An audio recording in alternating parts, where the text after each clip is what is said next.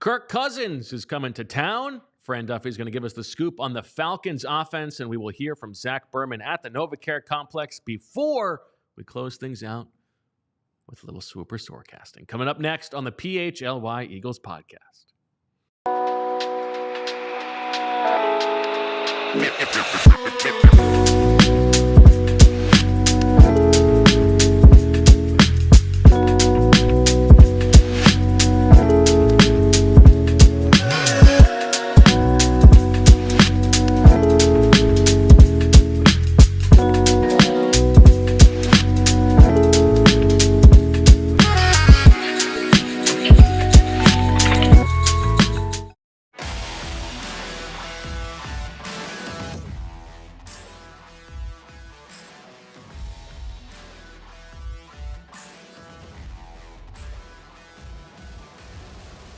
Hello, everybody, and welcome to the PHLY Eagles podcast presented by Bet365. Download the Bet365 app and use code PHLY365 when you sign up.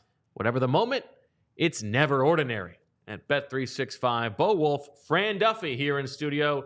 In a little bit, we're going to hear from Zach Berman from the NovaCare Complex. He is on his way to the locker room right now. He spoke to Nick Sirianni earlier, so we'll get all of his thoughts there. And then at the end of the show, we're going to bring back an old friend. We're going to have a little Swooper Soarcasting, Fran's first foray. Yes. And for the newcomers, you'll get to find out what that means. But Fran, the bulk of the show today, talking about this Falcons team, what you have seen from them on tape.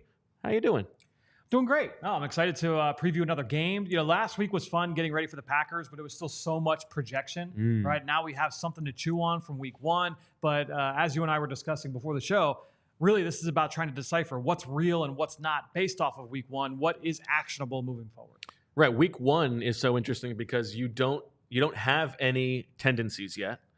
So you don't have anything to break. You can build up your team one way so that you can break it the next week, right? And keep teams on their toes. So we're going to talk about what was a very bizarre week one game for the Falcons and whether that is what the Eagles will expect. And obviously, Fran, that starts with the Melvin. Yes. And that is Kirk Cousins. And I think longtime listeners know how we feel about Kirk Cousins. Jamie, who did a great job, him and Rich yesterday on the show, I called him mid, and I think that's fair. I would call him the barometer for the Eagles, Fran. Now, the Eagles have played Kirk Cousins as a starting quarterback 11 times. What do you think Kirk Cousins' record is against the Eagles? You said it was 11 times? 11 times as a starter. I'm going to go 3-8. Kirk Cousins is 6-5 really? Against the Wow, Eagles. I would not have guessed a winning record over the course of obviously. His career. Fran, now I think the Eagles are getting him at a good time. I didn't know this. On his pro football page, one of his nicknames is Kirktober.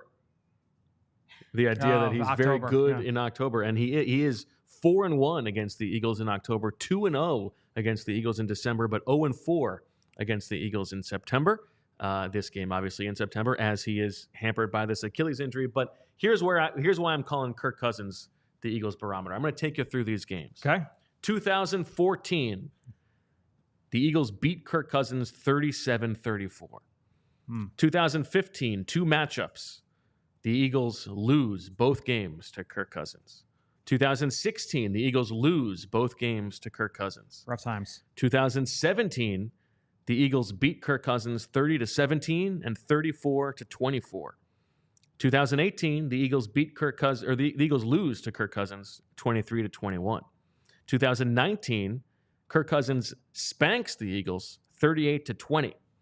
2022, the Eagles beat Kirk Cousins 24-7, and then last year the Eagles beat Kirk Cousins 34-28. Those 11 games, the 6 losses, all seasons in which the Eagles won no more than 9 games.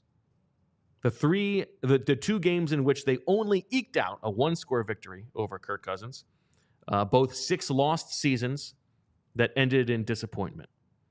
The 3 times in their 11 meetings in which the Eagles have beat Kirk Cousins by double digits, all seasons in which they went on to the Super Bowl. I think Kirk Cousins is the Eagles' barometer. If they can beat Kirk Cousins by double digits on Monday night, book your tickets to New Orleans because this team could be for real. I feel like, too, he is right in that area of quarterback tier where he is like the barometer of how are you against good quarterbacks versus how do you perform against bad quarterbacks. So this is right in line with that. He's also the first quarterback in over 20 years, Bo, to play the same team, non-division opponent. Okay. Same team, same week, same location for 3 straight years. Oh. Last time was Dan Marino back in the 90s. Interesting. And thank you to Mark for the super chat. Who says he loves the show. We love you just as much, Mark. All right. So let's talk about this Falcons offense in week 1.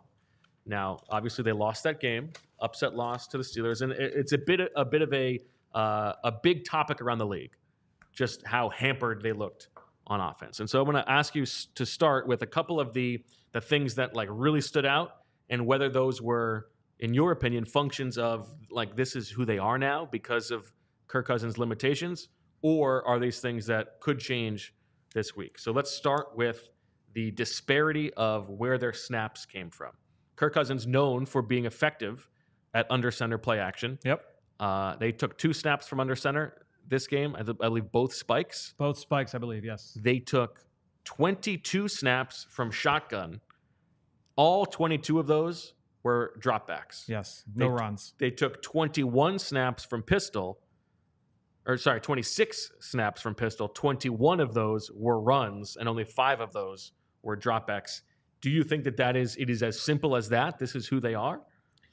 I think it's probably who they have to be right now. Okay. And then the question then becomes, how long do they think they have to be that? Now, the one caveat to that is it's a new offensive coordinator in Zach Robinson, who comes from the Rams, Sean McVay. So I think everyone had an anticipation of what this offense was going to look like. And even in the preseason, it kind of fit what that image was, what that projection was. They went completely against that here this week, and it was a lot of heavy personnel, which that's not what they did. In the preseason, they were like 97% 11 personnel. That's what they were with the Rams, heavy 11 personnel. Now, Zach were they doing under center stuff in the preseason? I have to go back and look at the numbers on that, but from my recollection, because I did buzz through a little bit, yeah, they were doing some under center. Okay. Now, Cousins did not play, and Michael Penix Jr. only played in the first preseason game, so they didn't really play their starters or their key players on offense much at all in the preseason. I think, personally, you look at Cousins, you watched the ball come out of his hand last Sunday, and it was not pretty.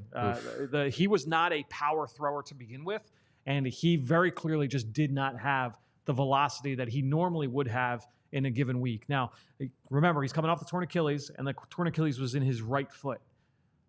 If you're a right-handed quarterback and you're trying to drive off of your right foot and put some mustard on the football, it's going to be tough to do especially if you don't if you don't have the physical ability to do it, and then B, trying to get that faith back in your ability to do that.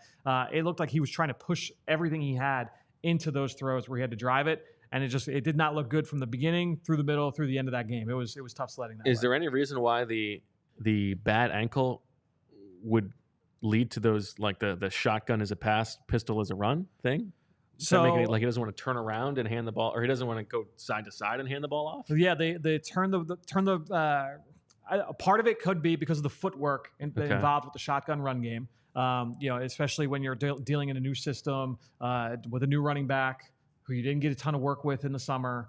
And you might say, hey, you know what? Like, we don't want to have any kind of altercation where those guys could get tripped up on each other. That's why there was nothing under center, because if Drew Dahlman, who's a smaller center, if he gets pushed back as he is slowly trying to get out from underneath the center and he steps on that ankle, like, all right, the season could be over. Same kind of deal if him and Bijan or him and Tyler Algier have any kind of a collision in the backfield, that could lead to some complication there medically. So I think that's ultimately why you're seeing it more siloed offensively from a play call standpoint. And then part of the result of that was they didn't attempt a single pass in this game at least 20 yards beyond the line of scrimmage. Only team in the league that did that.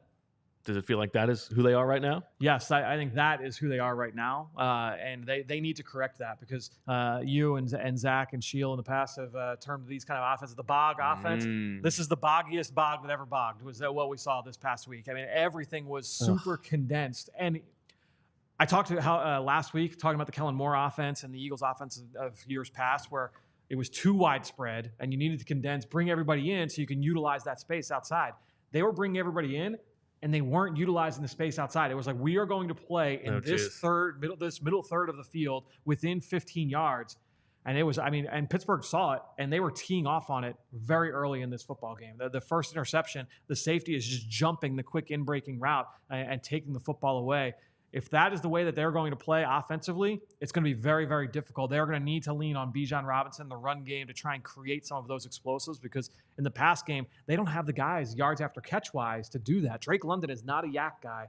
Ray McLeod, not a yak guy. Rondale Moore, he has been in the past, but he's out for the year. He had an injury. Zach is yelling at his phone right now. Kyle Pitts. What about Kyle Pitts? Yeah, like in theory, he can be. So you want to be able to get him. And honestly, he was that guy for them in this game. He had a couple where he was able to create some explosive with the ball in his hands.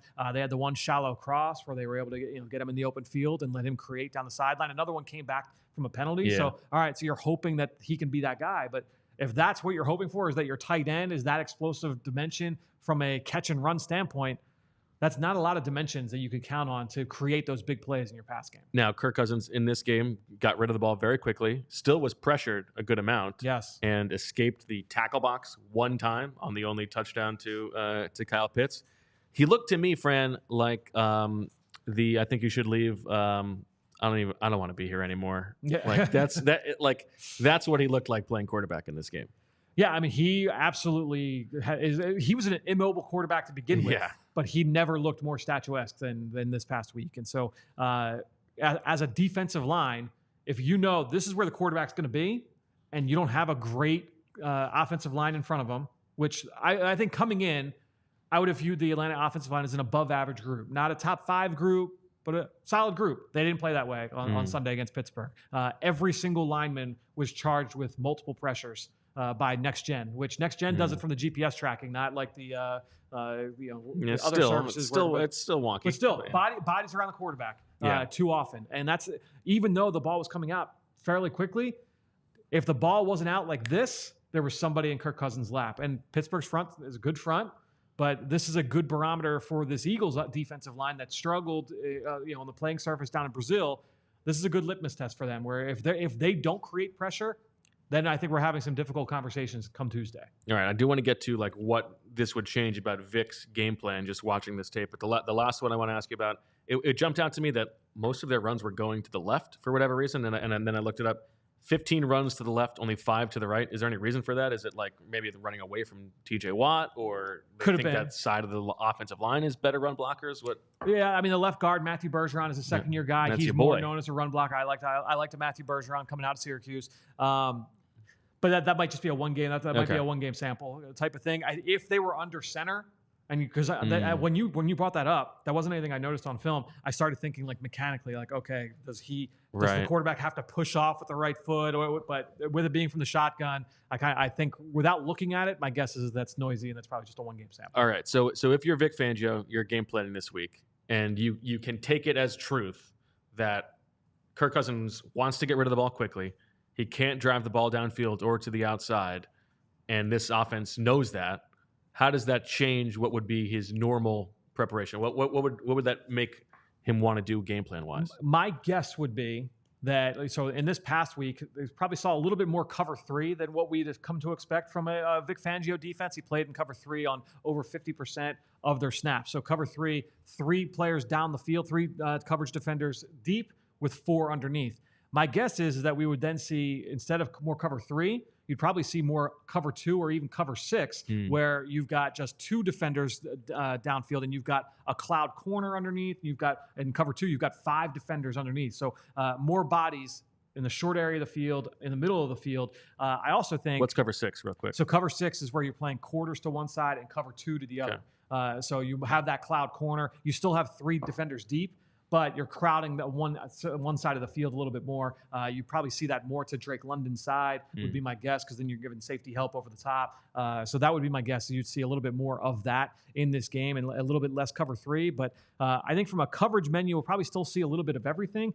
To me, the bigger one is how often will they blitz? Because they were fairly aggressive against the Green Bay Packers. Now, part of that might be that, hey, the rush wasn't getting home. Let's blitz a little bit more. We talked about how we thought that they might send the linebackers more than what we've seen from a Vic Fangio defense. But in this game, especially if the ball is going to come out fast, maybe you don't want to blitz guys from the second level. you want to rely on that front four to be able to get home. The only caveat I would say to that would be if you are going to blitz the linebackers, maybe they are more the sim pressures where you're dropping guys into the hole and doing what we saw in the interception where Zach Baun is dropping into the middle of the field to try and take away some of those throws. Yeah, I mean, just you think about it. If you know that he's going to be trying to get the ball out quickly anyway, it's almost like you don't need to blitz, right? Yes. You hope your guys went up front, and then instead you're just having your corners play up more, and it's like sort of the opposite of the don't get beat deep because he can't beat you deep. He's not beating you deep, and you are playing in a much tighter area than what you are accustomed in a typical game. And so I think it would probably, I would stand to reason that they are probably going to blitz less overall. I think the pressures we do see would probably be more of the sim pressure variety where, hey, Nakobe Dean is coming, Zach Baun is coming, and then you're dropping Bryce Huff or you're dropping Josh Sweat into the short area of the field. And so that would be my assumption. But the big thing for me, like this is a defensive line game. This is one where if we don't come out of this game Monday night saying, wow, like the Eagles defensive line, Jalen Carter, Bryce Huff, Nolan Smith, all of these players impacted this game, I think, again, that's going to lead to some difficult conversations there and more volatile conversations here on the postgame show. So the one guy who they do have who can open things up and make a big play is Bijan Robinson. Yes. What does he look like on film to you? How dangerous is he? And what will be the Eagles' plan against him? He's awesome. He's really, really gifted. A guy that is that big, and he's 215, 218, 218 pounds to move as well as he does. So he's got legitimate juice to create big plays, but then also the lateral jump cuts, the ability to make multiple athletic moves within one run without losing momentum, and always staying at top speed. Pass game, run game, he can create big plays. They threw 3 receiver screens to him in this game. They threw passes to him out of the backfield. I think I was looking at an article on their team site from after the game on Sunday. He accounted for something like 51% of their yardage. He accounted for nearly 50% of their touches in the game. And 23 touches for 111 yards. 111 yards. That made up 49% of their 226 total yards in this football game. So I think when you look at Bijan Robinson, he is like number one priority. Honestly, it goes back to what we would say about the Eagles when they would go up against the Giants and Saquon Barkley. Like Nick Sirianni said that today. This is the guy. Oh, there we go. Like this is the guy you've got to stop in this offense. Drake London, they're getting sort of banged on in the Atlanta media because he only had 2 catches for 15 yards, 3 targets in this game. Do you feel like this is one where it's like a classic overcorrection? They're going to try to spam him the ball? I think you have to be alert for that in this game. The thing is, Drake London, you look at his size, 6'4", just about 215 pounds. You think, okay, he should be like that big body possession receiver. Where he made his killing last year in that Arthur Smith offense was a lot of vertical throws, a lot of the fades, the back shoulders, the deep dig routes, the deep comebacks, like a lot of those vertical routes. Obviously, that's not present right now in this offense. He didn't look great. He ran a couple digs last week, and he didn't look all that great doing it. To me, like he's going to have to make a living on these shallow crosses and those slant routes, and that's something that he did not do at a super high level a year ago. And so if you're the Eagles, if you're not worried about him working vertically and you can get up in his face and try and disrupt at the catch point, I think that will be something to watch certainly in this game. If you know where he's going to be, if you can be predictable that way, then that will play in the Eagles' favor. Personnel-wise, the Eagles will not have to play nickel theoretically as much as they did last week. Falcons were in 12 personnel 44% of the time last week. That was the second highest rate in the league. So they should be able to stay in base a good percentage. When they are a nickel, let's say that Isaiah Rodgers is fully healthy.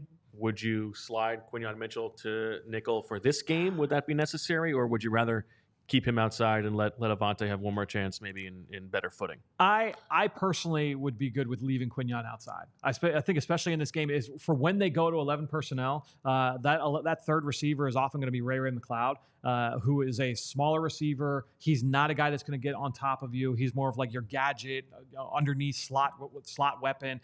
So Avonte Maddox should be able to hold up against Ray McLeod. So and even if you do think that, hey, he's taken some steps back, he's not the player that he once was, I think you want to be able to count on that matchup in this game. At times, they will bring in Kaderil Hodge as the third receiver, and he's more of a big body.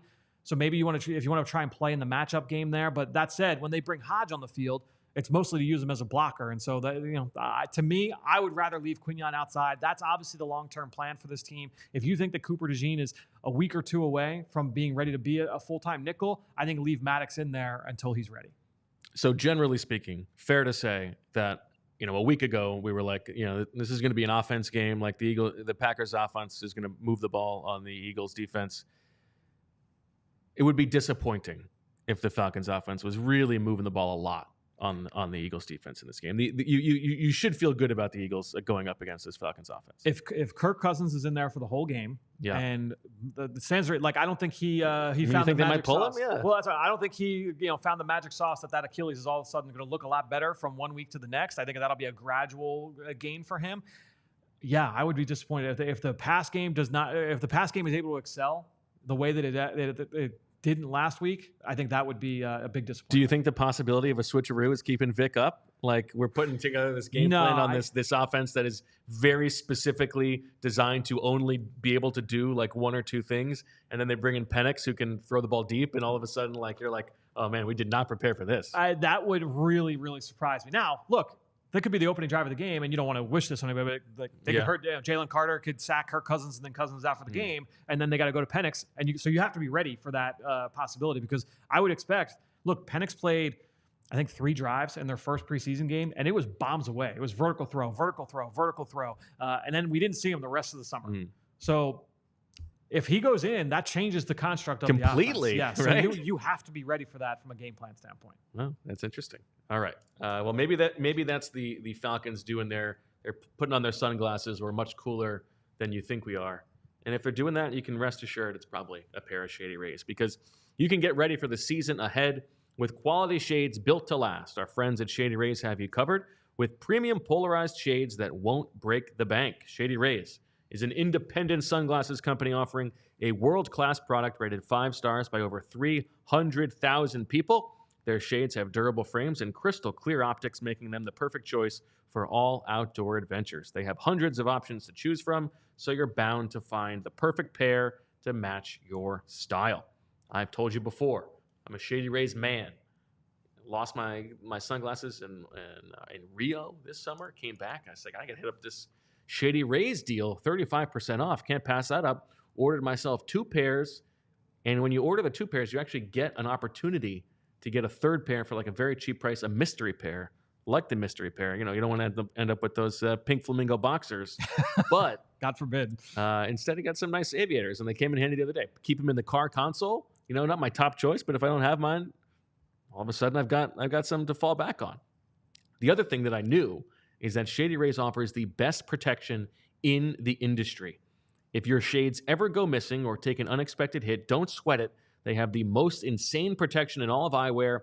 Every pair is backed by lost or broken replacements, and if you don't love your shades, you can exchange for a new pair or return worry-free within 30 days. There's no risk when you shop. Their team always has your back with personal and fast support. So, exclusively for our listeners, Shady Rays is giving out their best deal of the season.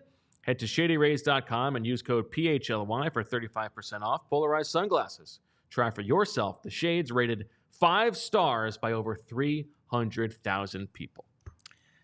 So, Bo, I want to talk to everybody out there about our friends at TrueMark Financial Credit Union, because we know that, look, in the state of today's world, money can be tight for a lot of people. So you're looking for different ways to be able to help yourself and help your family with that. And TrueMark Financial Credit Union, they offer the home equity line of credit, which allows homeowners to borrow against home equity with a variable interest rate. So you can preserve your savings and get access to funds as needed for things like big renovations at the house, education expenses, emergencies. I know as a homeowner, there are always things that pop up that you don't plan for in life. That is just a fact of life. As you get older, those things pop up. And so it's nice to be able to have somebody that you can rely on to be able to help you through those situations. So if you can make regular contributions, they accumulate over time to reach those savings goals effectively. And you can do it for something big, like I just talked about. You can have those big projects, or it could be something small. Maybe you want to get a pair of new sunglasses or 2 or 3. Maybe you want to get a brand new Eagles jersey. So you can set something up, transferring something as little as $5 a week. That can get you to $260 to get that brand new Eagles jersey, or to get anything small that you've got your eye on. TrueMark Financial is federally insured by the NCUA and is an equal opportunity lender. For more information, visit TrueMark.com/PHLY. Fran, I wonder if you can guess my 2 favorite plays from watching the Falcons film. Was it one funny, one cool? One funny, one cool. All right, the funny was it the fumble in the backfield where the motion man. So they're trying to bring somebody in motion from left to right. Kirk Cousins is trying to stop the guy. Said like, no, don't come. Stay where you're at. The guy didn't listen or didn't hear him. Runs and the snap goes and hits the guy in the backfield. 100%. Yeah, okay, I think that's one of the funniest plays in football. I mean, to have a motion coming across the snap and then the motion guy gets hit with the ball. That's hilarious. Well, that's great stuff. That's the motion for motion's sake. That yeah, exactly. You can't be risking that. No, you don't want that to happen. Yeah, that was great. The cool play. Cool play. Falcons defense. Is it Grady Jarrett? No. Okay, what do you got? Nate Landman. Okay. Comes flying over and stops the fourth down sink. Like he does the full Palomalu, jumps over the guy and tackles Fields right in the backfield. That was very cool. Yeah. Not a very good player, I don't think, but very cool. No, he's a guy that I think you could target if he's on the field from a pass game standpoint. So. All right, what can you tell us about this Falcons defense? So brand new defensive scheme. Raheem Morris was the defensive coordinator with the Rams. He comes over now as the head coach. They bring Jimmy Lake with them. Jimmy Lake was an assistant there with the Rams. I believe he was actually working on the offensive side, but he's a defensive coach by trade. Was long time with first Boise State, then with the University of Washington under Chris Peterson. He was the defensive coordinator and then eventually the head coach. So a lot of college ideas, has a DB background. Now in his first defense with the NFL, the big thing that he wants to pride on disguise. We want to make things simple for our guys and confusing for the opponent. That's kind of one of the things that they try and preach. That feels like everybody wants to do that. How does he actually accomplish that? I will say one thing that stood out. They do mix things up from a front standpoint. So they have it's a base 3-4, much like the Eagles. So you'll see, you've got your nose tackle with two more defensive tackles flanking him, two dressers on the outside with your two middle linebackers there. So that's what they are in base. And then they go into their nickel, and you have the 4 down and 2 linebackers, but they will also morph into more of a 5-1 look from a nickel standpoint. So they've got those versatile players up front that can, you could take Nate Landman or Troy Anderson. You can move him down close to the line of scrimmage and then allow Caden Ellis to be that rangy player as the lone linebacker. And what that can do is kind of change the math from a run game standpoint and who's blocking who, especially if you shift to it late. This is something that New England has been very good at under Bill Belichick for a long time. So you get into some of that positionless football up front. That's where they do a pretty good job, or at least did a pretty good job in week 1 of that against Pittsburgh. No surprise, Fran, that I thought Caden Ellis was pretty good in that game. Caden Ellis, of course, the other brother of Christian and Jonah. And he's been a good player for a long time. He's a good player. Yeah, I've liked Caden Ellis going back to his days with the Saints. Honestly, like him and Christian are very similar. I think Caden has just done it at a higher level. Yeah. But long, he's rangy, he's explosive, really good blitzer. He'll play in coverage. He can make plays in a lot of different ways. They gave him a lot of money a couple years ago, and he has come through with them. He's been a nice player. Now, this is one where if you're Kellen Moore putting together this offensive game plan, it's hard to know how much you can really take away from that week 1 film, right? Because that Steelers offense, it's so different than what the Eagles are going to be trying to do. So you don't really know like what kind of answers the Falcons might have for the kinds of things that you're going to be trying to do. Yes.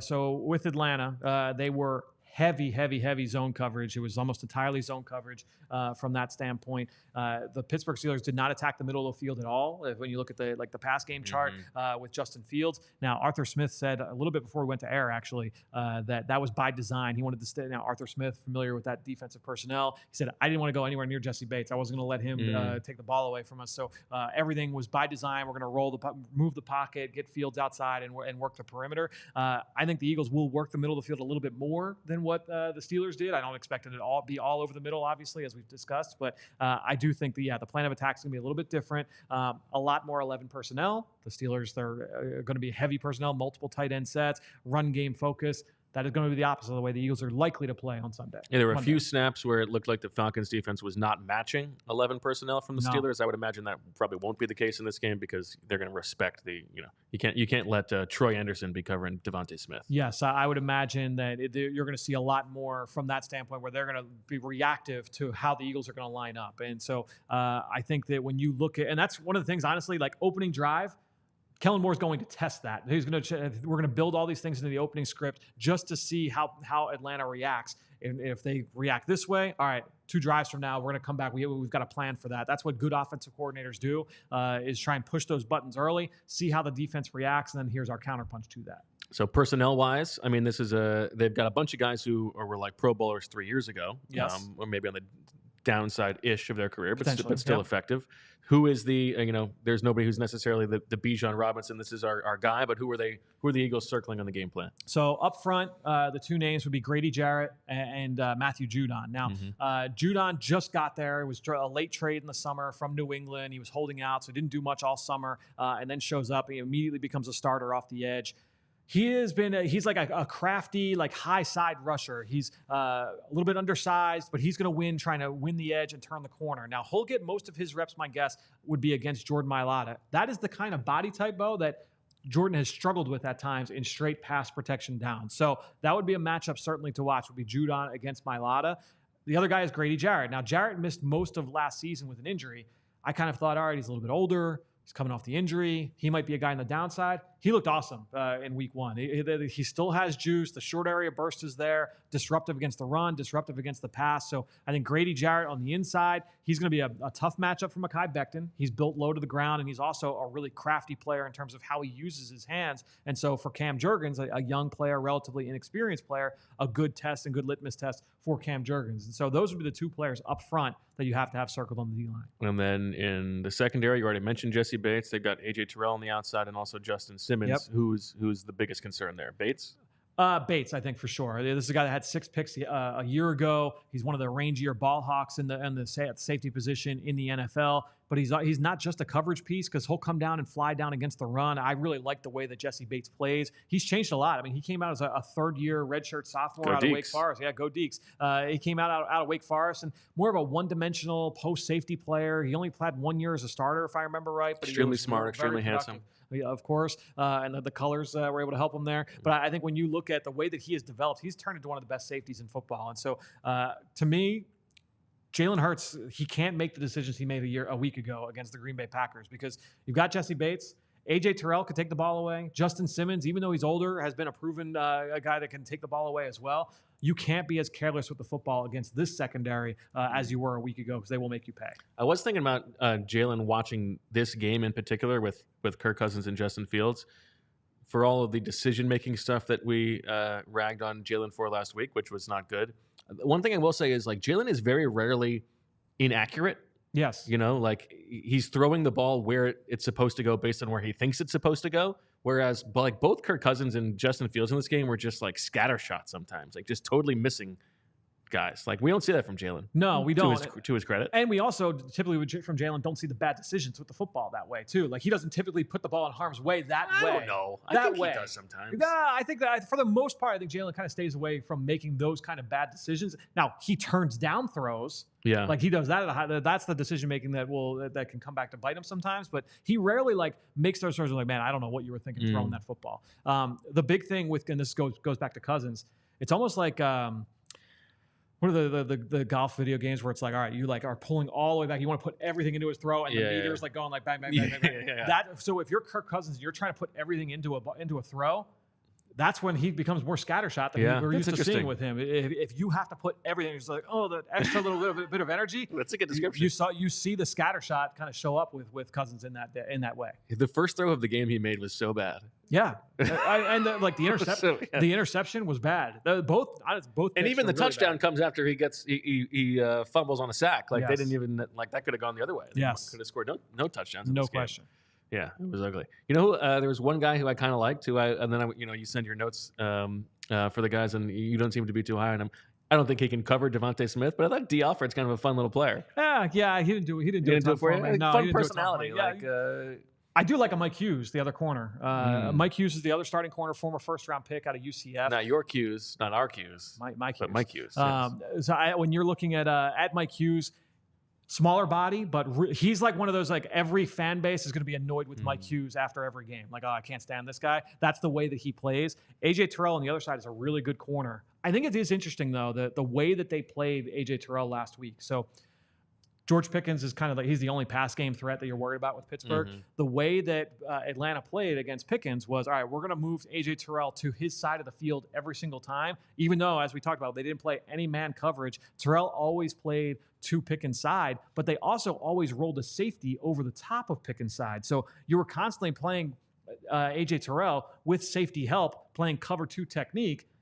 If he's supposed to be like one of the top corners in football, you shouldn't need to do that. So I thought that was a little curious from that standpoint, why they would feel the need to do that. I'll be interested to see how they handle A.J. Brown, Devontae Smith. Now, Brown is the guy that's mostly been playing on the outside. Will they shadow him only to A.J. Brown's side? Will they feel fine with Mike Hughes matching up against Devontae Smith? That's going to be fun.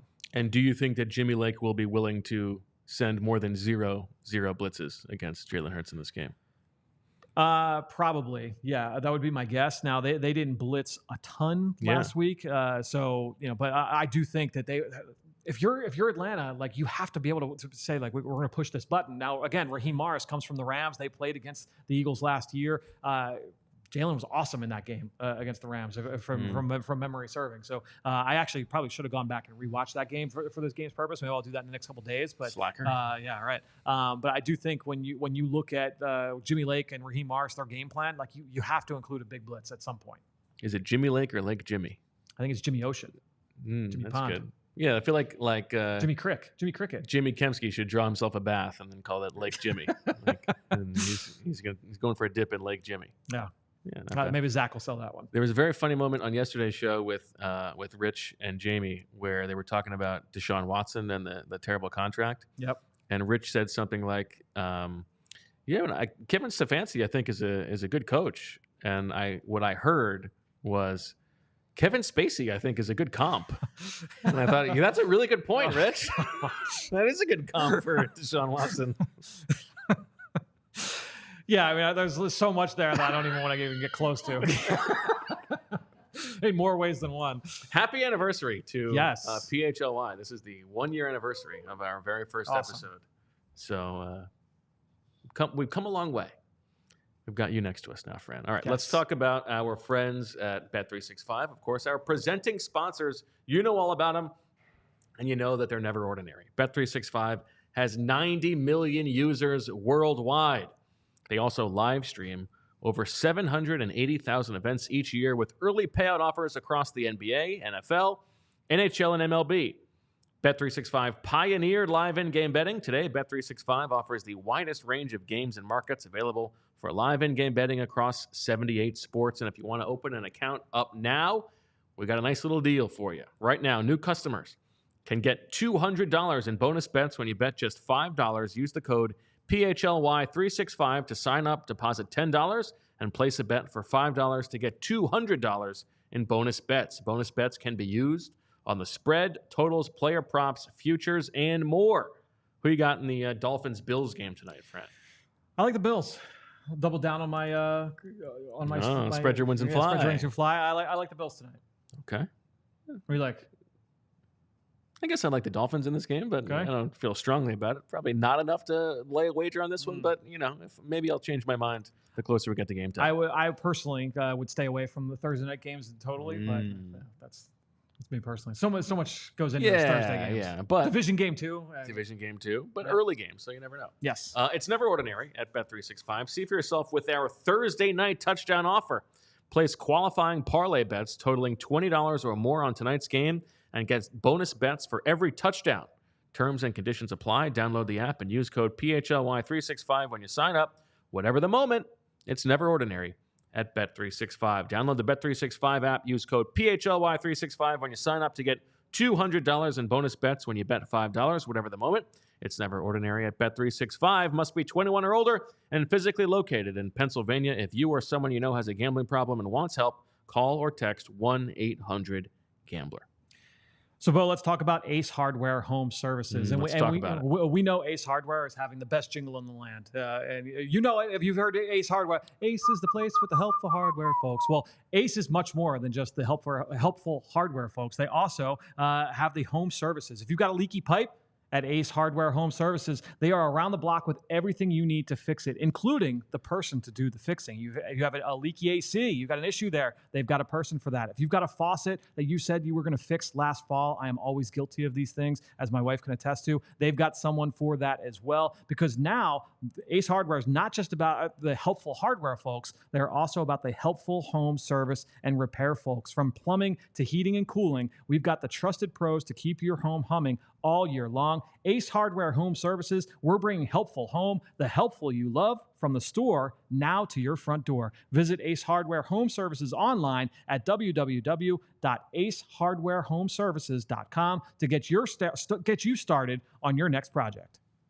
All right, we're going to be joined in just a moment by our main man, Zach Berman, and then around 3 o'clock, that's when we're going to bust open the Swooper. So we look forward to that. Your first one, are you nervous? You're not nervous. We already did it. I was not. I was excited. It's been one of my favorite things, as all the sickos, I think, would agree with me. That is one of my favorite games on this show's history. So very excited to take part. Anything else leftover-wise from the Falcons tape that you want to get to? Let's take a look here. I mean, I'm excited to see. Kentavious Street made a play. I saw that. Yes, Kentavious Street, former Eagles great. He's a nice rotational piece. I actually really like their defensive interior. Both I thought their starters played really well, and I thought their backups came in and gave them good snaps. But to me, just going to the other side of the line, Jalen Carter against Chris Lindstrom, the right guard for the Falcons. Lindstrom is one of the highest paid guards in football, and he is a guy that they are leaning on to be one of those linchpins up front. He gave up 6 pressures this past week, according to Next Gen Stats, the worst game of his career in pass protection from a pressure percentage standpoint. And so they need more from him in this game. You go up against Jalen Carter. He had 3 pressures last week. Obviously was not able to get home for a sack. We talked about the playing surface stuff. Let's throw that all out the window. You go into next week against the Falcons at the Link. You need Jalen Carter to come out. Like, this could be a statement type of game on a national audience, an island game for the Eagles. That's a matchup. Jason Kelce, popping them up on countdown. Yeah, yep. Absolutely. To me, like that is a matchup that I am most excited to see in this game. Anybody else that is particularly of interest to you? Where do you fall on this Bryce Huff discussion right now? Yeah, I mean, I love a Vic Fangio press conference because he gives you so much to be able to chew on. You know that he's being honest, and he said, yeah, like he's going to have to play, essentially, like he's going to have to play better. He's going to have to earn those snaps, and so. Yeah, I mean, he's going to get the opportunity in this game going up against the Falcons. They're going to want to run the football. They need to run the football. Caleb McGarry, not that good? He's better against the run, better in the run game than he is the pass game. Okay. And that's the thing, is if the Eagles can stop the run, you get them behind the sticks, it's 3rd and 7. Bryce Huff's get-off should be able to beat Caleb McGarry. McGarry was credited with 1 sack against TJ Watt. Two other ones got taken off the board due to penalties. So that could have been like a disastrous game for Caleb McGarry in this game. Against Pittsburgh, you go ahead and look at Brandon Graham, Bryce Huff, Nolan Smith. It's 3rd and long. Like all systems go here going up against Caleb McGarry at right tackle. And it is Caleb McGarry, not Gary McCaleb. Yes, correct. And don't you dare change the song on the iTunes for Caleb McGarry. I don't know if you remember that from when he was coming out. No. There's a whole story. Yeah, well, I'll let you. No, tell us the story. It was a whole big thing. Apparently, he started a. This was all reports, off media reports, obviously. But there was an argument in the weight room where he changed the music. He's the one who changed the music. He's the one who changed the music, or he had it and someone changed the music on him, and it turned into a big thing. But yeah, that was a big story. And was he the one doing the punching, or he was the one who was getting punched? If memory serves, he was he was the aggressor, but don't quote me. Don't quote that as fast. I'll have to go back. I figured you were aware of the story. This seems like right up your alley. Yeah, but I'm probably I'm too old to remember things. Yeah, come on. They you know what Shield would tell you. You got to up your almond intake. Yeah, there you go. Yeah, that's true. I had a nice interaction the other day walking to pick up Jane from music class. There was a guy in the neighborhood running by, and he stopped. I believe his name was Kyle, and he said, "Oh, big fan of the show. That's great. Love somebody to say that." And he told me a thing that what a better compliment I could never receive. He said, "You will probably not remember this," and he was right. But this is an inside joke with him and his friends in their group chat. There's an episode from 2018.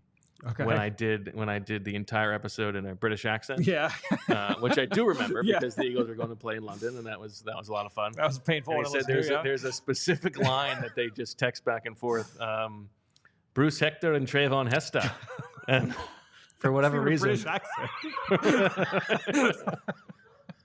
And I thought that's great. I don't remember that at all. But if that's my legacy, just one little thing for 6 guys to text about, what more could you ask for? That's as good as it gets. I do feel like your British accent was much better in 2018. You just sounded like Shrek just now. That wasn't even close.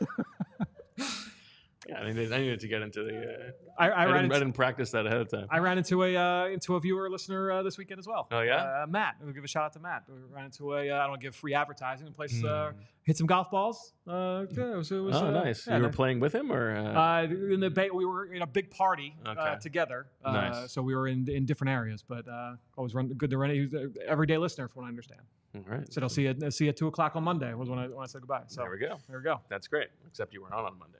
I know. That's I mean, are you an active listener, Matt? Come on, pay attention. Everyone's getting used to the new routine, though. Oh, I have a note here from Mike Garofolo. Emmanuel Forbes will undergo surgery tomorrow to repair a torn UCL in his thumb. Tough. It's always big for a corner. Yeah, that thumb. That thumb. All right.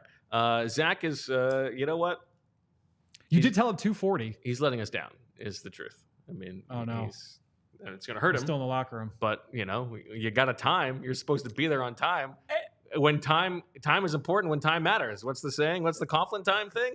Not only that, but you said he initially said 235. Yeah. And then you said, no, you know what? We're going to do the ads. Come at 240. We finished the ads. I checked the clock at 240 on the dot. I mean, are we trying to have a professional show or what? Impeccable. Now he said the walkthrough went late.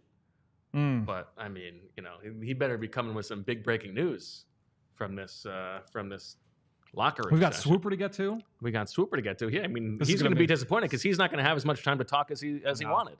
We had all this football talk in the beginning. All of this football talk. That was hard hitting stuff. All right, so let me ask you this question because this was something we were talking about. I said we'll save it for the show. I want to pull up Dana's tweet. I thought it would be a good idea to reflect back on the spread your eggs and fly. That's the draft, right? What was the one from last week? Team over unders? The team over unders. Yeah. So a week one overreaction, if you had one team that you could say, all right, I want to double down and say, yeah, I feel extra confident about this team, about this prediction, and another one that you could just erase from the record completely, which teams would they be? All right, let me pull it up here. You're going to go to Deniz. You got to go to the media. Yes, yep. I'm doing the same thing. Here we go. I think we got it. Nope, that's the 2023 version. You would have thought that I would have. Here we go. Okay, got it. Spread your eggs and fly. I'll go quickly through mine. Green Bay over 9.5. Don't feel great about that because of the injury. Seattle over 7.5. Feel good about that. Okay. San Francisco under 11.5. Don't feel great about that. They looked very good in that without game, McCaffrey. Still high. Yep. I feel very good about Baltimore. Yeah, that was a good call. You feel like you were on the right side of that. That might be and Houston over 9.5. Those might be the two where I feel the strongest right now. Saints under 7.5. I don't feel great about that. I mean, obviously they had a great game, but the as you were saying out in the green room, the Panthers look awful. Julia's Panthers not looking very good, or the over 5.5 for Julia's Panthers. Yeah, that's tough. New Orleans, Tampa over 7.5. I feel still good about that. New England over 4.5. I mean, I already got one, so I got to feel good about that. So there's a low number. Dallas over 10.5. I feel pretty good about that. LA, the Chargers over 8.5. I feel good about that too. And then my flags were on the Falcons under 9.5. Feel great about that after that week one game. And then the Jets under 9.5. I'm feeling pretty good. So nothing you would pull away? No I regrets. would pull away the Packers over 9.5 because of the Love injury. Yeah, sure. How about one that you would double down on? I think if I could only double down on one. I mean, maybe Atlanta under 9.5. Yeah. You might be right on that one. For me, although Penix comes in week, that's the thing is that they could change like that. Some upside, yeah. Well, if I was doubling down, I would double down on an under because an over could still I feel good about CJ Stroud and the Texans getting 10 wins, but if he goes down, whereas it's harder for a bad team to get better. Agree. So that's why I think I would go with the Falcons. All right. So really quickly for me, Minnesota over 6.5. No change for me there. I feel pretty good about that one still. Detroit over 10.5. I feel good there. Buffalo over 10.5. I still feel good there. You guys made fun of me on my lack of unders, but I actually feel really good about my lone under. Vegas under 6.5. Yeah, that's probably my double down if we're being honest there. Falcons over 9.5. That might be the one I strike from the record. The Colts over 8.5. Rams over 8.5. Denver over 5.5. Miami over 9.5. Chicago over 8.5. Pittsburgh over 8.5. I did take a lot of overs, didn't I? I would say I would double down on the Raiders on the under, and if I had to remove one under, I mean the Rams with those injuries over 8.5. It's a little scary. You thinking Falcons? It might be the Falcons. Yeah. I think it would be Atlanta on the over 9.5. I do think my guess is that Cousins' injury. They said that he's got to play. We can't start him on the bench. And they're hoping that within a month. He's up to full speed. That they're like, hey, you know what? He's not 100% yet, but if he's 80% now, they're hoping for a Tyler Steen situation. They're hoping for he has some other minor injury that they can put him on IR for, so they can try out Penix, and if it doesn't go well, then Cousins is a little bit more recovered and he can come back later. Yes, I would say that's probably fair. All right. We have the man, Zach Berman. Not on Coughlin time, but here nonetheless. Zach, how you doing? I'm catching my breath. They're still speaking in the locker room, but I departed early to make sure that I got on the show. As I'm learning quickly this season, you can't be two places at once, right? But I'm trying to kind of satisfy both demands in terms of being in the locker room and being here. But to answer your question succinctly, I'm catching my breath because I sprinted out of that locker room. I almost knocked Keely Ringo over, but I did not. Yeah. I was bolting down the hallway. He almost knocked you over. I think you got to give me a little more credit there. I had the acceleration going there. He was standing still. So, do you think you would have knocked him over? I don't know. Was it blindside? Like, did he see you coming? Oh, no. Yeah, no, he didn't. Yeah. And then there was a few team officials around the doorway. I might knock them over. Did not, but I'm here now. So I was like playing slalom in the hallway. This is like one of those sitcom episodes where you've got two dates at once at the restaurant, and you're like, you're going back and forth. You're trying to do too much. That's precisely what it is, because Bo can tell the audience that I very seldom get in a bad mood, but I got in a bad mood when the schedule comes out, and I see the locker room is literally during the 2:00 hour. There's 23 hours in the day when I would love to be in that locker room. And 1 hour of the day when I wanted to set this schedule based on what the locker room time was last year. Yeah. But I digress. I'm here now. Not a big news week per se. Nakobe Dean had a bunch of, Nakobe Dean was the big story there. Zach Baun was the big story there. I was catching up with some longtime Eagles veterans about their favorite Nick Foles memories. The Eagles have 7 guys on the team who played with Nick Foles, and so I got some good anecdotes. I have a few more guys I need to get tomorrow, but that's going to be a story that comes out over the weekend. In addition to, I have a full notebook coming out tomorrow with a bunch of notes I've kind of compiled over the past 2 weeks. So, anyways, but yeah, in the locker room today, Nakobe Dean was the big story, Zach Berman, and then obviously Saquon Barkley, who was presented with slime because I believe he was the Nickelodeon Player of the Week, if that sounds correct. I feel like it's kind of – you can't be just presented with slime. You got to be slimed. Get slimed, yeah. Well, maybe there was a box with the slime, and they didn't put the slime on him, but they there was a box that was presented to him, I imagine, with the slime in there. So maybe he's getting slimed outside and not in the locker room. I mean, I know how that the custodian staff they work really hard in there. You don't want to add to the mess with slime. Sure. You can do it outside. Just to, I'm speculating here, but that's probably a better place to do it. But a few of the players saw the slime and were like, already we got a slime guy, right? So Saquon's week 1 performance. You're giggling about something. I'm envisioning a scenario where Zach Berman gets slimed in the locker room. Zach is trying to sprint out of the locker room to get here to the show and slides on the slime, and then Keely Ringo's out for the year after sliding on Zach's slime. Or it's like it's right when I'm leaving, and I roll into Jalen Hurts, and Jalen Hurts gets knocked out. Yeah. How about Nick Sirianni earlier today? Nick, Zach, what were your takeaways? Different Berman. Slip there, right? It's funny because just as a quick aside, I brought up Nick to a player in the locker room, and they thought I was talking about Sirianni, right? And not Foles, which was my mistake. I should have said Nick Foles. Yeah, exactly. So I'm like, you're one of ex guys who played with Nick, and they're like, played with Nick? I played for Nick, and I'm like, yeah, no, it's you know what I mean. Honestly, with Sirianni today, the big message that he presented to the team was about details, was about fundamentals. There was a stat that Nick had handy, which was the Eagles were the only team that won last week with a negative turnover differential. And as Bo remembers, during training camp, Nick knew the Eagles' exact record when they won the turnover battle, right? And so this was a point that he reinforced to the team today that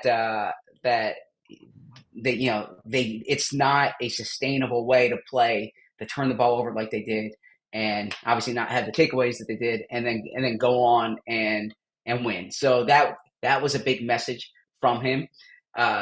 He regarding the linebacker, I don't even want to say linebacker change, but because this happened during training camp in front of our eyes, as far as Nakobe Dean becoming the starter, he beat Devin White out. Nick's point was that Devin White, the Eagles might need him this year. So that's the kind of the conversation that they had with Devin White.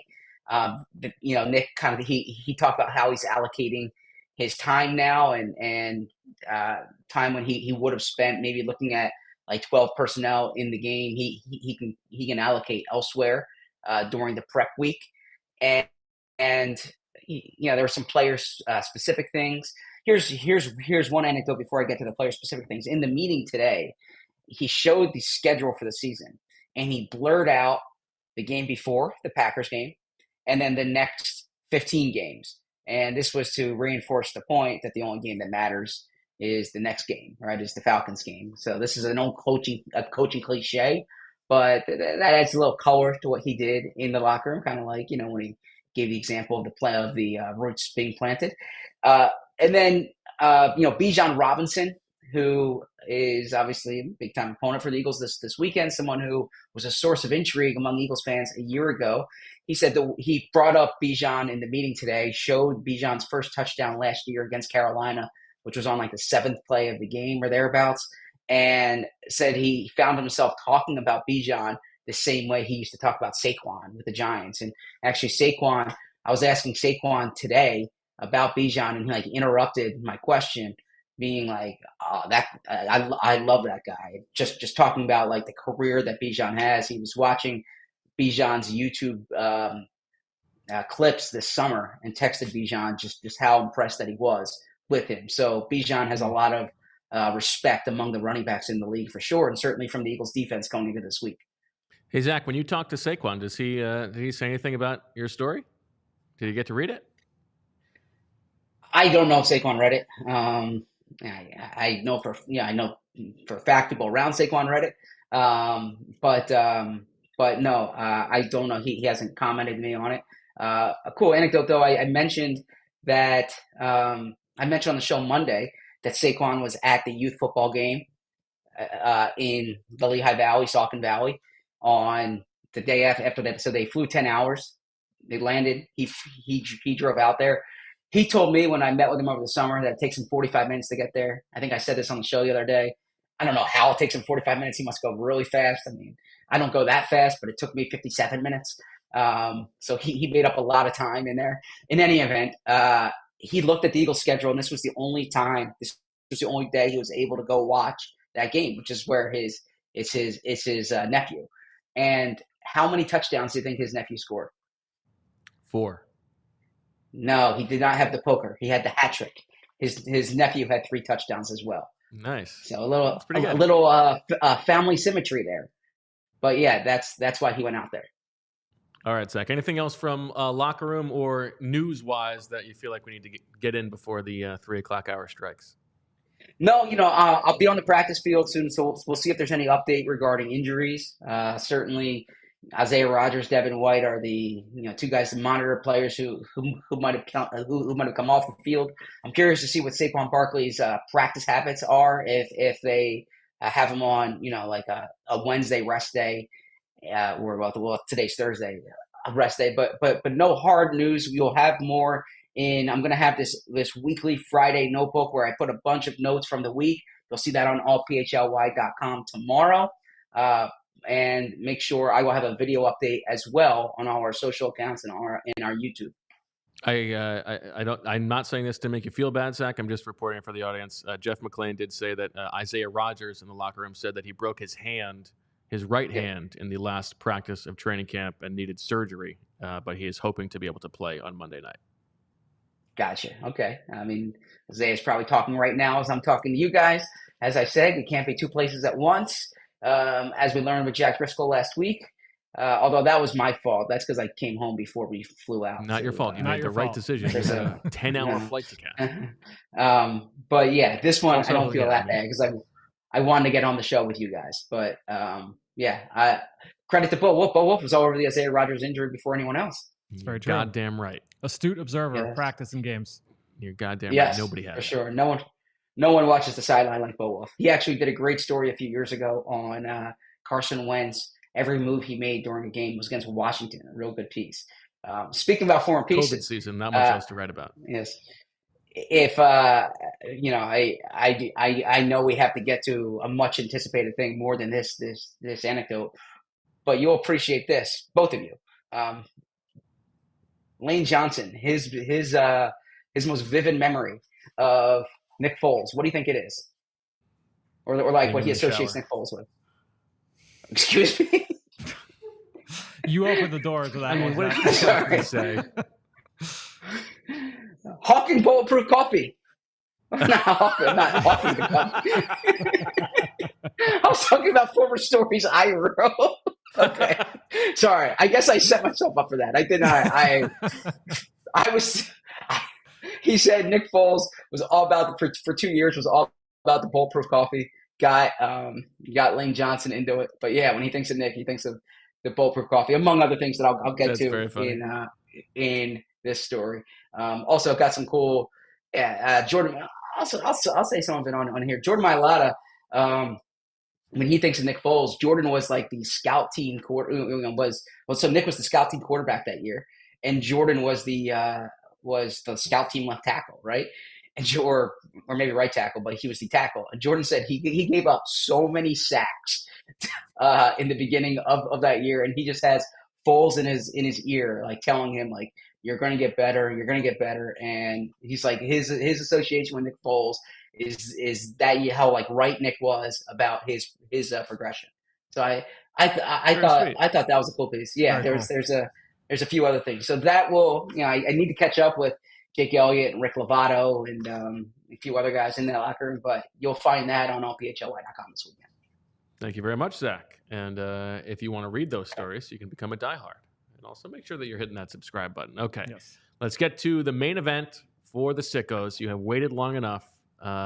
Before Zach went to the locker room, just about 2 hours ago, we finally jumped back in to Lake Swooper. So let's take you to that now, and that's going to close out the show. So thank you, Zach, for making the effort.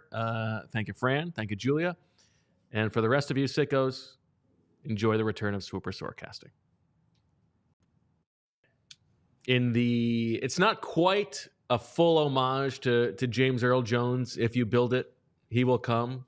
But if you ask for it enough, as a sicko, we will bring it back. And so we are here now for the first PHLY edition of Swooper Soarcasting. Bo Wulf, Fran Duffy, Zach Berman over at the NovaCare Complex. We're recording this ahead of the show today because it is that important. The Eagles' different schedule today because of the Monday night game. We're making it happen anyway. So let's get to the rules for those of you who are unfamiliar with the greatest game ever invented. Swooper Soarcasting. This is a bidding game, a prediction game, okay? So over the course of this game, there are going to be 12 items up for bid. I have picked 3.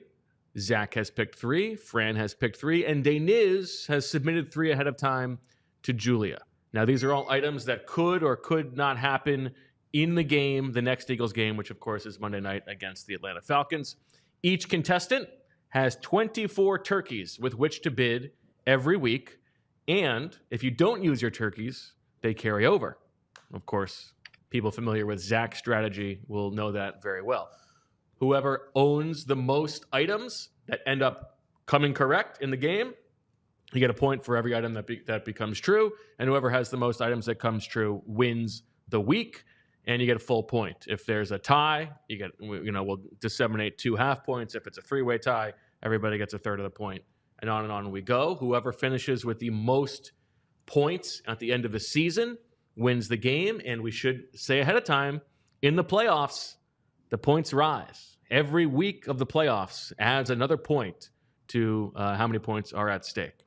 Is that familiar to you, Fran? Do you understand the rules for your first time playing? I do. As I told you guys before, I watched every episode of the show. And so I listened to every episode of the show, I should say. So was familiar with the game. I misremember one part. Okay. I thought if there was a tie, that the next week becomes a 2-point week. Was that changed? We changed that. I think we did that one year. Okay. We turned it into a skins game. Yep. I think it turned out. I think that's what we did for the last year. Iteration. But we're going back to basics this year. We're not making it a skins game. I will say I went back and as I did do. I went scouting. back, I had to do some film studies. Wow. I watched probably 7 or 8 Super Really? before that. Yes. Probably the only thing uglier than that was watching Bryce Young this week than watching some of those episodes. It was rough. And by the way, into the weeds a little bit, you have to have at least one turkey. You have to nominate a thing. So when Zach is going to go first, he's going to say, this is the item. He's going to nominate it for at least one turkey. So if you don't have any turkeys left in the last round when you're nominating, you can borrow one from next week's allotment, but only one. You cannot bid any further than one. Does that make sense? Yes. Zach? I did not realize that was a rule, but that was a rule that we put into place towards the end, to keep things moving a little bit. A lot's happened in this past year. Yes. Do you feel confident that you remember how to play this game? I feel confident knowing that if I keep turkeys in my pocket, they're still good next week, and they're still good in a month, and they're still good in 3 months. So I feel confident knowing that the longest view in the room is a beneficial view to take.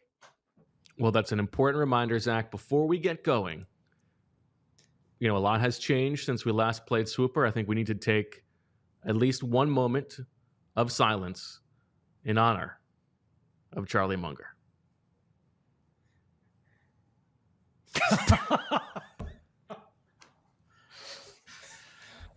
He's a brilliant man. So. All right. I didn't know we were doing a full graphic. I was not expecting that for our audio listeners. Yeah. I should not have laughed at that. He's a brilliant man. But the graphic made me laugh. So. All right, Zach, you get to kick us off. The first item of the 2024 Swooper season is 5. The Falcons score equal or fewer points than the 2018 season opener, which was also against the Falcons, the Falcons against the Eagles at Lincoln Financial Field. That was 12 points the Falcons scored. So equal or fewer. Okay, so the Falcons and this stationary offense scores 12 or fewer points against the Eagles in this game. You are opening the bidding at 1? I'm opening the bidding at 1. I'll say 2. I'll go 3. Now, Julia, we actually didn't talk about this. It's on you to be the auctioneer here. Okay. So a going once, a going twice sold as the proceedings continue. Okay. And if there's a tie in terms of who does the bid, you have to be the arbiter in that situation in terms of who came in first. Yeah. Oh, no. Yeah. I'm going to say 4. I will go 4 here. And for context, of course, as Fran has, I imagine, outlined in this point in his review of the Falcons, they scored 10 points last week. So 4 going once? Going twice? Twice. All right. I'll take 4. Falcons, 12 or fewer points. And I'm down to 20 turkeys. All right. My first item up for submission. At least one of the following things happens on the Falcons' opening possession. So we're betting here on a little bit of a pullback from last week for the Falcons. Kirk Cousins takes at least one snap of under center play action. Drake London is targeted 3 or more times, or Kirk Cousins completes a pass of 30 yards or more. Any of those things happens on the opening Falcons possession. I open the bidding at 1. 3. I'll go 4. Going once, going twice. 5. Oh, Zach with the 5. You can have 5 your to Zach. I'm You out. want it. You got that, Zach. I love Swooper that has multiple outcomes that could go. That there's multiple options there. I feel like it's a good bet to make. Okay. Spending a little much early, don't love that. but- Surprising move from Yeah, Zach. big spender over here. Well, I'm expecting Drake London to be. I'm expecting that to be the overcorrection. Raheem Morris came out publicly and said they need to get him the ball. So that's one of those things where, boom, it's like the Devontae Smith game, week 2 of the 2022 season. Yeah, sure, but if they go 3 and out, Yeah, you know, 3 it's, targets in the opening drive. That seemed a lot for me. All right, over to you, Fran. All right, so my first one. Let's go to the Eagles. Your first swooper ever. My What first wow. swooper ever. Big boys, all grown up. This is why you signed on here. Yes, exactly. This is why I'm here. Saquon Barkley runs for at least 100 yards. He hits triple digits for the second straight week. We'll set the bidding at 1 turkey. 2 turkeys. I'll go 3. I'm surprised Zach's not in on this He bad spent 5 boy. in the last Yeah, one. he's done for the week. He can't He's not doing it possibly afford it anymore. 3 turkeys. I'll go 4. Oh, I'll go 4. 5. Oh, Ooh. 5 The turkeys. run defense was very good for Atlanta last week. They were one of the top Yeah. run defenses by number coming out of week 1. But an offense that was obviously run heavy heading in, Yep. so they knew that. More to worry about this week. Yes. You know, they were able to stay in base a lot last week. You're at 5? I'm at 5. Mm. Ooh. 5 turkeys going once, going twice. No, you got it. You got it. I'll take it for 5. That's a good one. Saquon 100. This is where Zach All right. gets in trouble. Yeah, here we go. You're up on me here. Maybe I've studied the tape as well, Fran. Oh. He did audit that class. When going back and rewatching the old episode, Zach, the Dana's submissions, and it was rough sledding for you for a lot of those. Well, for context for the new listeners, we used to do it like fresh off I would rush home on a Friday. There'd be 1,000 things we were working on, and all this. It would be the hour 30 mark of a Friday show. This is like my only night free of the week, and then Professor Shelton comes in with a grad level game theory problem. I wasn't adequately prepared for it. He was But, Dennis back then, by the way. Excuses are What the about house are the bricks that built the house of failure. One of my favorite quotes is "Don't ask for a lighter burden, ask for broader shoulders." So I will ask for broader shoulders here. Okay. All right, Julia. What do we have from the madman? Okay. Is item number 4, and he said in parentheses, this is a normal auction. Okay, normal auction. Normal auction. As opposed to the Dutch auction. Yep.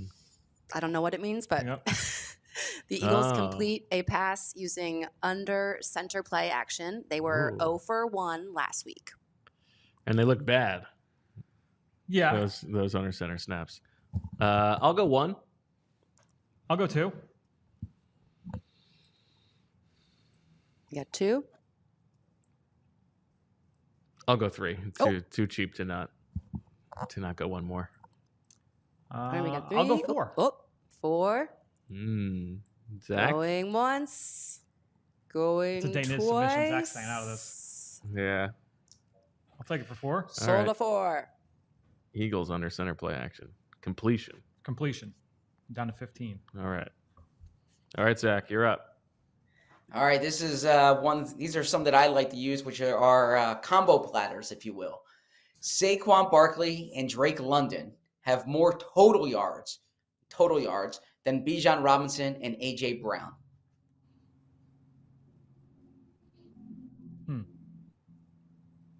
And I'll start the bidding at 1. 2. I don't want to let you have this at 3 or for 2. I'm expecting a big Bijan game here, as we'll get to on Friday and Monday's show. But yeah, that is a cheap price here. The classic Zach move of doing a submission that he has no interest in bidding for. Yeah, well, that's my fantasy football auction strategy is nominating players that I don't intend to have on my team to get other people to spend their money. Sure. Yeah, I but don't Two, but I Oh, think we I'm I'll got go two. for We got two to Bo. I'll go. Oh, 3 for Zach. Zach goes Oh, 3. 3 to Zach. So Saquon in London against Brown and Bijan. 3 to Zach. 3. I'll go 4. Ooh. Oh, 4 to Bo. Can Zach go 5 with two different submissions? 4 to Bo. Uh, Going Too early for me to once. spend my turkeys. I can't. Going twice. All right. 4 to Bo. 4 to Bo. Saquon and London. Saquon in London over AJ and Bijan. Over AJ and Bijan. Okay, and I'm down to 16. Yes. All right, my next one.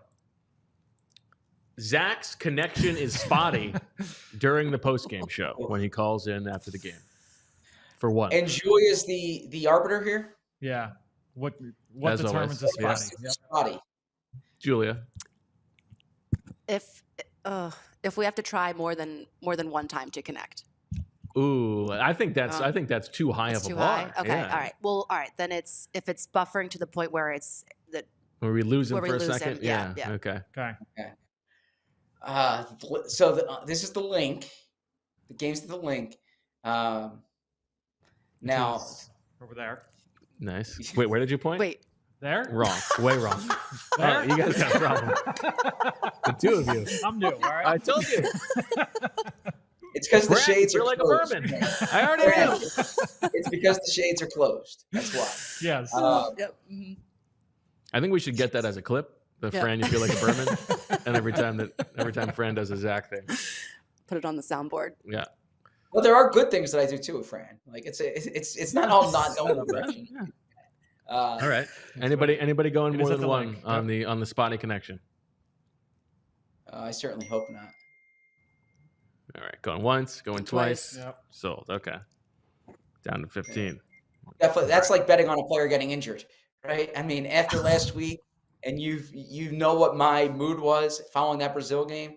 If this connection is spotty, then I don't know what's gonna.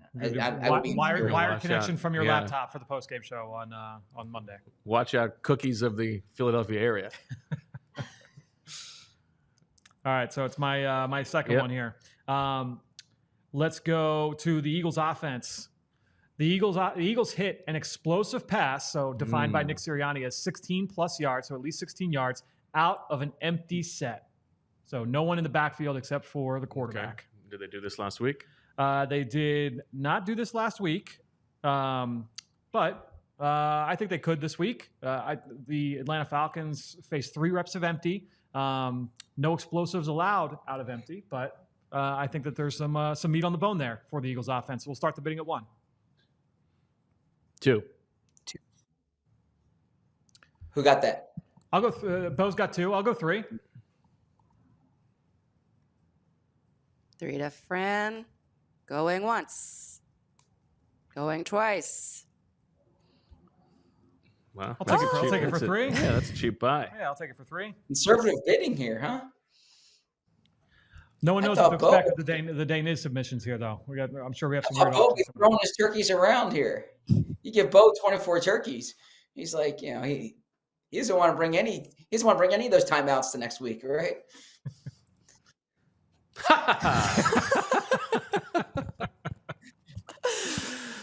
All right. What do we Dana's have? number What do we 2. have from Dana's? Okay, item number 8. This is, again, a normal auction. Ooh, another Oh, normal wow. auction. Wow. Jeremiah Trotter Jr. does not play a single snap on either punt or punt return, just like he surprisingly did not last week. He only played on kickoffs and field goal block. Wow. I'll start this at 1. 1. Trying to think if there's anything that would have changed. Yeah, why would that the change? outcome for Well, him. even if he, I'll go 2. Yeah. I'll go 3. Got 3 to Fran. 4. 4. What about? Oh. Ooh. Oh, Julia, who had it? I think you said it first, Bo. But Thank you. Yep. Whoa! That's because of the connection. I think it Very was- clearly, yeah. 5. 5 to Zach. He doesn't want to bet on guys getting injured, but he wants to bet on guys riding the pine. I'm betting on there are no new injuries, so unless they're making a change on the punt return group, Yeah, I right? mean, he could also just be inactive. Yep. 5 to Zach. 5 to Zach going once. Going twice. I'll go 6. Oh, 6 to Bo. 6 to Julia, Bo. I feel like that was a very prolonged bidding process. I feel like we didn't get to All right, 6 to Bo going once. It's going twice. I feel like there's a little home cooking going on there. You sound awfully familiar to another national conversation this week. All right, 6 to Bo. 6 All to right, Bo going I'll take twice. it. Yep. 6. All right, no Trotter, punt or punt return snaps. 2 basic auctions from Daniz. That's the upside of the week. Yeah. All right, Zach, give us your last one. I am up here. Kyle Pitts. Just so you know, I have 9 turkeys left. Fran has 12. You have 19. Oh, wow. Kyle Pitts is making his homecoming here. First time he's returning to Philadelphia as an NFL player in a game. Kyle Pitts has more receiving yards than the combined mileage of Abington High School and Archbishop Wood to the link. So that is 53. So he needs to have at least 54 receiving yards here. And I will start the bidding at 2. Ooh, spicy. Starts it at 2. Just for giggles, I'll do 3. 3 to Fran. 4. 4 to Zach. No, I mean, I feel like Zach you could get all his turkeys on this one. Yeah, I'll do 5 here. 54 is not a ton. He led the team in receiving last week. He was the highest fantasy producing tight end in the entire NFL a week ago, even though it was like the worst fantasy week for tight ends in history last week. All right, 5 to What's Fran. that? I think someone said, "I told you so." Okay. I will go You're 6. pounding your chest over that performance? I will go The guy 6. that took over Jamar Chase? You got to 6 put to your Zach. put your turkeys where your mouth is. 6 to VB. Zach. I have a 6. Kyle Pitts prediction. 6 to Zach. After this one goes, I'll tell you my prediction. 6 to Zach going once. I'll let him take it for 6. Going twice. 6 sold to Zach. All right, Love Pitts 34. Kyle 54. Pitts, come on down. Here's my Kyle Pitts prediction. Mark it down right now. The Eagles trade for Kyle Pitts in the offseason. Oh, I was actually thinking that. He's gonna have another disappointing year. The Eagles are going to need to replace Dallas Goedert, and they're going to say, "Oh, there's a shiny former first-round pick. This guy, look, imagine this guy in this offense. They didn't know what to do with him. Bring him here. He's going to be a monster." And they're going to trade like a second-round pick for him or something dumb. Yeah, you're really like anti for like. See, you had this argument about Saquon Barkley, and I had it less about Saquon Barkley. I had it more about Kenny Pickett and Mekhi Becton, to be fair, and respectfully, there's a difference between Kenny Pickett and Devin White, and then Kyle Pitts. I mean, there's really not that much of a difference between Devin White and Kyle Pitts. We don't need to do this now.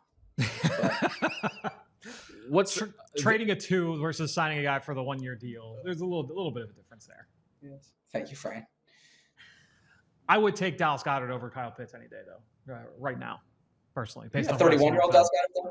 Or a 30-year-old Dallas Goedert over a 24-year-old Kyle Pitts? I Like, have we're not talking seen much from Pitts in the last 13 months to get me all that excited, personally. But maybe that changes someday if he has 55 yards. Yeah, that barometer of greatness, 55 The yards. Archbishop Wood Abington combination, right? All right, my last one. It's a classic for the sickos, a one that I've never used before, but I think they'll enjoy. The score at the end of any quarter in this game features a larger number perfectly divisible by the lower number, and ties do not count. So if we have a 14-7 or even a 20-2, those will all count, but ties do not count. I will start the bidding at 2. I'll go for 3. Sure. 3 to Fran. 4. 4 to Zach. Wow. I got 4 quarters here. They're working, right? So, I was hoping I was going to get this one for cheap. Yeah. But I don't know if I'm willing to go for 5 on it. 4 to Zach. I'll go 5. Oh, 5 to I Fran. got a couple left. 5 to Fran going once. Not just 4 quarters, but lots of here. numbers. 6 here. 6. Oh. 6. 6 to Zach. Wow. I'll let him have him for 6. 6 to Zach going once. Going twice. Sold to Zach for 6. All right. Divisible quarters. Zach, you I don't got know 7 what left. the data is. I don't know what the data is here, but I like the fact that I have, 4 different quarters to do this. Okay. You have 7 left. I have 9 left. Fran has 12 left. 2 items left. All right, so my final one, obviously Monday night, Nick Foles, big retirement ceremony. Nice. Any play is run from the 9-yard line. Could be either 9-yard line. Either obviously, 9-yard line. Either 9-yard line from either team. Any play is run from the 9-yard line. We'll start the bidding at 2. 3. I shouldn't have messed around with that divisible one. I like this one better. 3 to Bo. 4 for me. 4 to Fran. I'll go 5. 5 to Bo. I'll go 6. I like 6 to Fran. I like this one. This is a fun one. 6 to Fran. Oh, do Zach I only want, has do I 7 want left. turkeys left for Deniz? 6 to Fran going once. Going twice. Taking it. There you go. Zach's out. Sold to Fran for 6. All right. All right. So we good got one, Frank. All right. You got 6 left. I got 9 left. Zach's got 7 left. for the final one. Last one. Deniz. This better not be a normal. Okay, no so way it's this a is normal not a auction. normal one. Yeah. This is, I don't know what this means. Okay.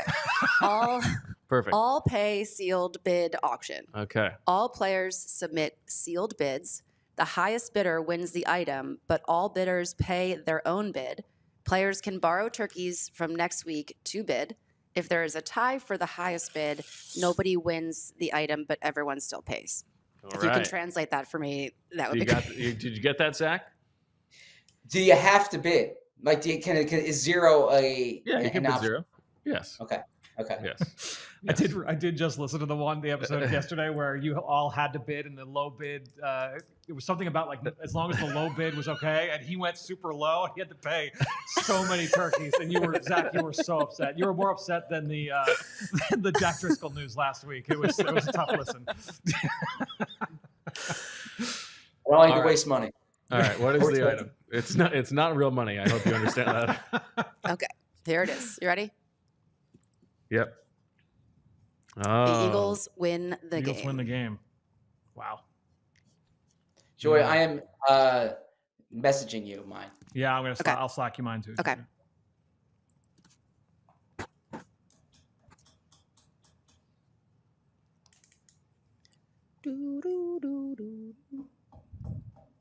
Okay, got Zach's bid in. I don't know. I don't know what to think of Fran. Got He's an agent of chaos here. I know what Fran's Zach's bid. going to do. Fran's bid is in. I'm in.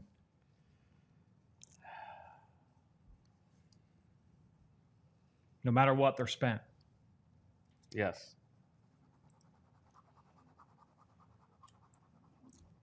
All right. Did you send it? Oh, I'm just going to reveal it. Oh, okay. All right. Everybody ready? I'm ready. All right. Zach, what'd you say? I did 0. I'm not messing around. I don't want to lose any turkeys. Fran? So I had 6 left. Yeah. For this week? Are you borrowing? I borrowed for next week.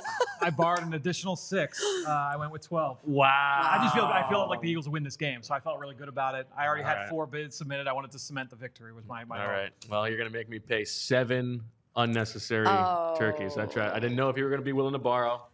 So you have sapped me of turkeys. I have 2 turkeys to carry over. You are going to be down I'll be 6 down 6 turkeys next next week. But you have Eagles win the game. Could be a nice gambit to take down the initial week of Swooper. Just to recap, Zach, you have those 3 things that could happen on the Falcons' opening drive. The Drake London targets, the Kirk Cousins play action under center, or a 30-yard pass. You have Kyle Pitts cements his future status in Canton with 54 yards receiving, and one of the scores at the end of a quarter is divisible by the other. I have the Falcons And the turkeys left over. Don't forget that. and 7 turkeys to carry over. Yeah. Yes, that's Okay. part of the equation for this week. Okay. The Falcons score 12 or fewer points. Saquon and Drake London have more yards from scrimmage than A.J. Brown and Bijan Robinson. Zach has a spotty connection at some point during the postgame. and Jeremiah Trotter does not play a snap on punt or punt return. And I have 2 turkeys to carry over. Don't forget that. Fran has Saquon tops 100 yards rushing. The Eagles complete a pass on under center play action. They have an explosive play, 16 yards or more out of empty.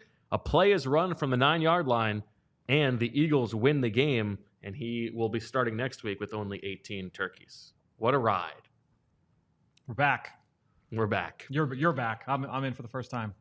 All right, Zach, good luck reviewing the tape on this bad boy. Hope you sleep well.